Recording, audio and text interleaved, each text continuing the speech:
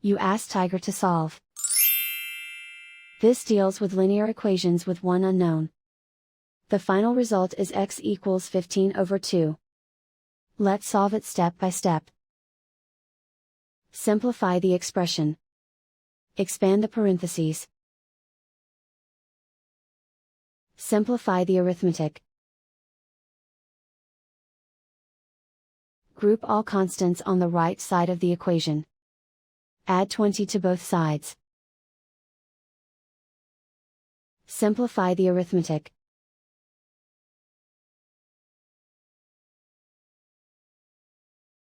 Isolate the x. Divide both sides by 4. Simplify the fraction. Find the greatest common factor of the numerator and denominator.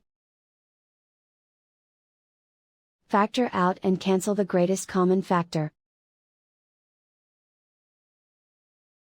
And so the final result is x equals 15 over 2.